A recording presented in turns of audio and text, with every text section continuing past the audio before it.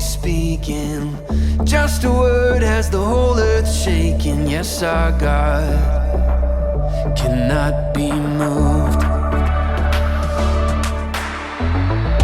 In a world of hate and vengeance, your word speaks of forgiveness. Yes, our God cannot be moved. Yes, our God cannot be moved. Unshakable love, unshakable love. Your kingdom forever stands. Your love, it has no end. Unshakable love.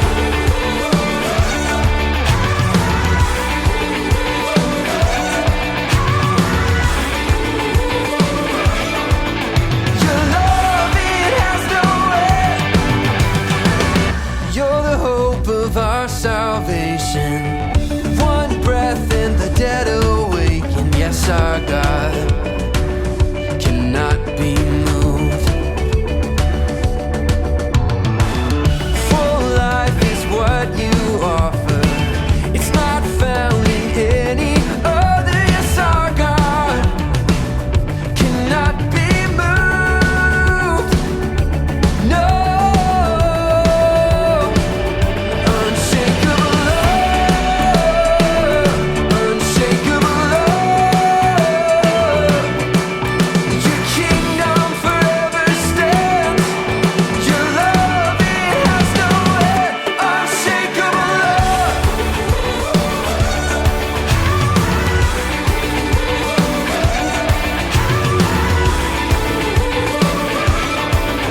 Your love, it has no end. Our God is never changing. When all the earth is fading, His love will be our light. And I can see that the day is dawning. And when all the earth is shaking, I'm right where I belong. And I can see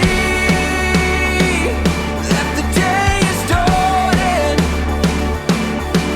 And when all the earth is shaking, I'm right where I belong. Standing in your unshakable love.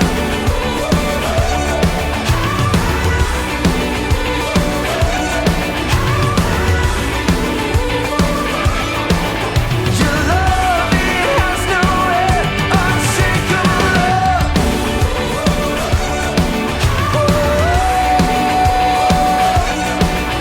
Your kingdom forever stands. Your love, it has no end. Unshakable love.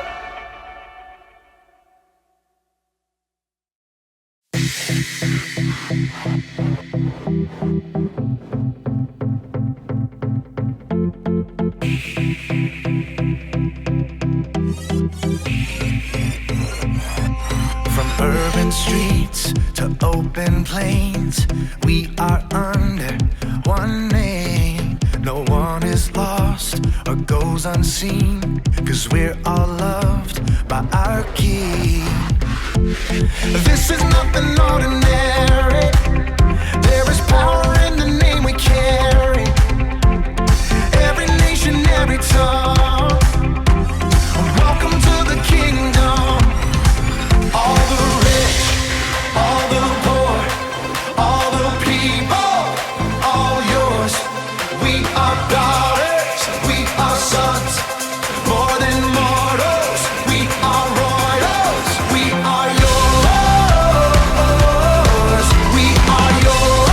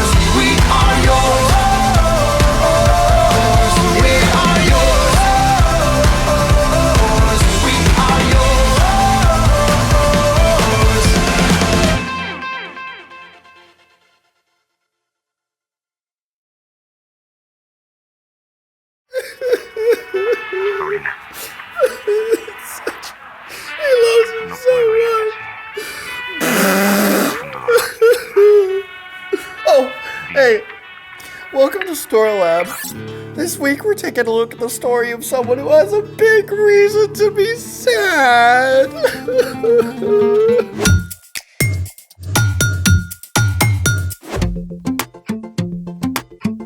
What's up? I'm Carter. And I'm Zeke. Today, we're talking about how we can trust Jesus with all of our emotions because he experienced them too. Oh man, emotions can be so emotional. Yeah, and I can go through like 6 emotions in one day. Sad, happy, excited, bored, angry, and tired. You know, sometimes the weather affects my emotions. Me too.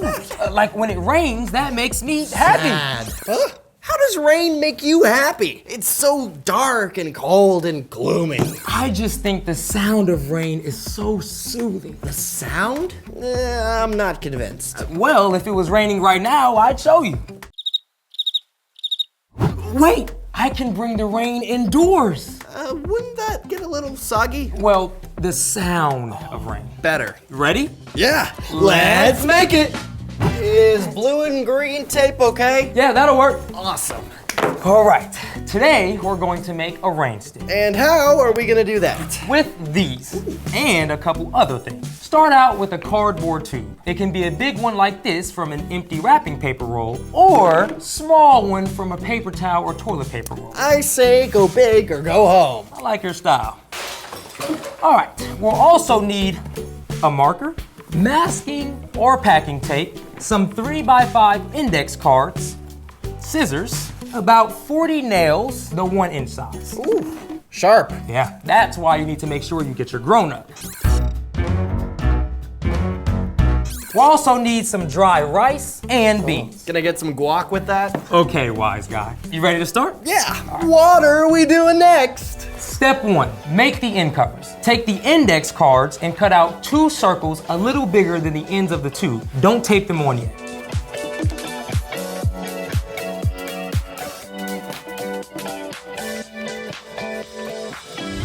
They look pretty good. Now, step 2, mark some holes. Do you see the spiral seam on the tube? I do. Using your marker, mark holes all the way down next to the spiral of the tube. All right, starting from the top.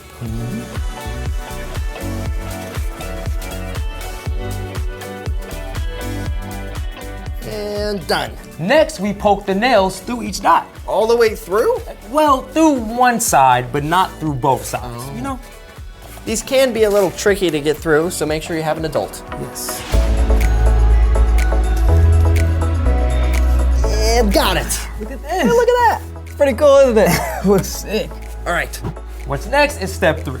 Now we wrap some tape around the tube to hold the nails in place.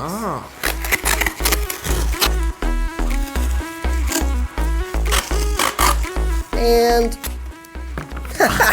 done. Now, why did we add the tape again? We added the tape so we can keep the nails in place so they don't fall out. Oh, for structure. Yes. So what's next? Next, we tape one of the circles over the end of the tube.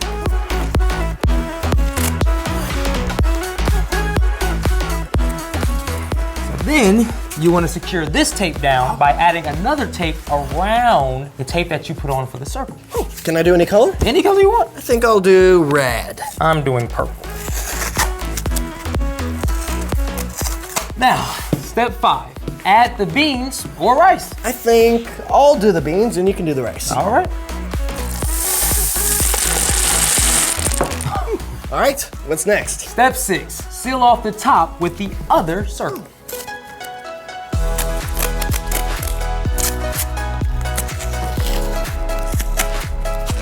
Almost there. Done. What's next? I think I hear a storm coming. Oh, I love it. It sounds like a soft rain. Here. You see that? Hold on, this one's louder. Well, yeah, because the beans are bigger than the grains of rice. When the rice and beans bounce off each nail on their way down, they make a vibration, which turns into sound. Hey, let's hear that a little louder. Oh, great idea.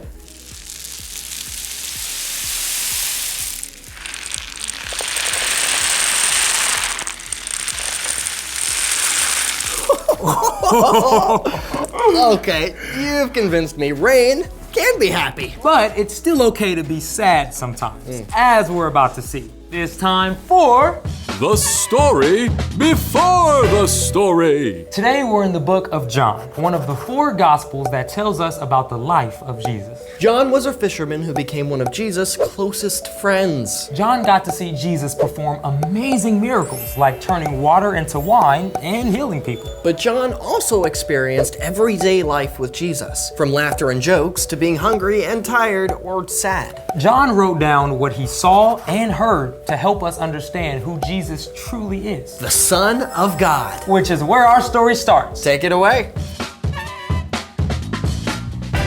Hey everyone, I'm Brian, and today's story is pretty epic. See, Jesus, God's Son, is far more amazing than any superhero ever. But at the same time, Jesus also experienced life in every way like we do. When he was a kid and skinned his knee, it really hurt him, just like it hurts you. When Jesus was traveling or stayed up late to help lots of people, he got tired and hungry. Jesus even had a great sense of humor. We don't truly know what Jesus looked like, but when he taught and talked with people, he used lots of wordplay and funny word pictures. And it's really likely that Jesus and his friends just laughed together on their long road trips. But today, we're gonna see another side of Jesus. See, Jesus was really good friends with a man named Lazarus and his sisters, Mary and Martha. They lived in a town called Bethany, just a little way from Jerusalem. One day, though, Lazarus got sick, and not just a little, I have an achy cold sick. Lazarus was so sick that his sisters were afraid he might die. But they knew someone who could help, so they sent a message to Jesus, who was across the Jordan River. Jesus, we have a message from Mary and Martha. They say, Lord, the one you love is sick. Lazarus, this sickness will not end in death. No, it is for God's glory. God's Son will receive glory because of it. Sounds like Jesus was about to do something big, right? But here's the thing. Instead of doing anything, Jesus just stayed where he was for 2 more days. Then Jesus told his friends, Let us go back to Judea. Jesus' friends were a little worried about this because the religious leaders in Jerusalem had tried to kill Jesus. But Jesus knew it was the right time. Our friend Lazarus has fallen asleep, but I am going there to wake him up. Well, if he's sleeping, he'll get better. Lazarus is dead. Wait, what? Let us go to him. By the time Jesus and his friends made it back to Bethany, Lazarus had been dead for 4 days. Martha rushed out to meet Jesus. Lord, I wish you had been there. Then my brother would not have died. But I know that even now God will give you anything you ask for. Your brother will rise again. I know. On the last day. I am the resurrection and the life. Anyone who believes in me will live, even if they die. And whoever lives by believing in me will never die. Do you believe this? Yes, Lord. I believe you are the Messiah, the Son of God. Martha ran back to find Mary, who also came out to meet Jesus. Lord, I wish you had been here. Then my brother would not have died. Jesus was incredibly sad. Right along with Mary and Martha, he said, Where have you put him? Come and see, Lord. And you know what Jesus did then? Well, we find out in the very shortest verse in the entire Bible. Just 2 words. Jesus wept. Just like we cry when life feels hard or when someone we love is sick or hurt, Jesus cried too. In fact, Jesus wept even though he knew what was about to come next. See how much he loved him. He's made blind people see. Couldn't he have kept Lazarus from dying? Jesus and his disciples and Mary and Martha and their friends all traveled to the tomb, a cave with a stone across the entrance. Take away the stone. But Lord, by this time, it won't smell good. It's been 4 days. Didn't I tell you that if you believe, you will see God's glory? Well, okay. It took several people to move the heavy stone away from the entrance to the cave. Then Jesus looked up to heaven. Father, I thank you for hearing me. I know that you always hear me, but I said this for the benefit of the people standing here. I said it so they will believe you sent me. Lazarus, come out. What? You can imagine that everybody watching probably held their breath, waiting to see what on earth was going to happen. And then Lazarus came out. He walked right out of the tomb, still clothed in the linen strips they'd wrapped around him. Take off the clothes he was buried in. Let him go. Lazarus was alive. Oh, I bet everybody was laughing and crying at the same time, including Jesus. His friends all knew that no matter how they were feeling, Jesus would share both their joy and their sadness. The end. Man, what an emotional roller coaster. Yeah, I mean, what gets me, Jesus knew he was gonna raise Lazarus, but he was still sad. This world is broken. Death and sadness are real, and Jesus chose to enter into those things with us. Even though he didn't have to come be with us. Exactly. So what's our part in the story? Well, here's the beautiful thing. No matter how you're feeling, whether you're on top of the world, or if you're frustrated or sad or lonely, you can know that Jesus is right there with you in your emotions. And because of this, God can help you choose something that we call resilience. Resilience is getting back up when something gets you down. That's right, but being resilient does not mean that you just ignore how you feel. In fact, it's just the opposite. Yeah, feel the feels. Invite Jesus to be with you in what you're feeling. Ask him to help you through and to give you the courage to get back up, even though you may still feel sad or lonely.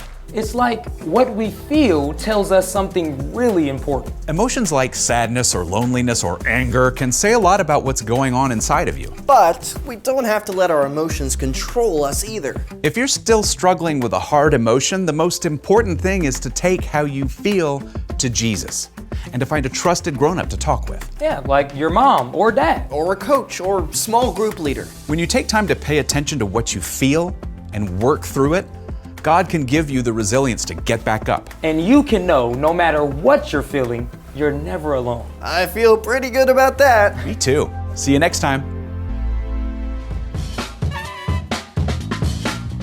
So, here's the thing. When you're sad, remember, you're not alone. Because Jesus experienced all the sad and hard emotions that we do. He's right there with you. And it's always good to reach out to other people you trust, too. Hey, thanks for showing me how to make a rain stick. No worries. Are you still feeling sad about the rain? Nah, you gave me a new way to look at it. Now rain is music to my ears. Thanks for joining us in the Story Lab. See you next time. I wonder what other stuff we can put in here, like jelly beans. Or like marbles. Oh, yeah. I'll go get some stuff. Okay.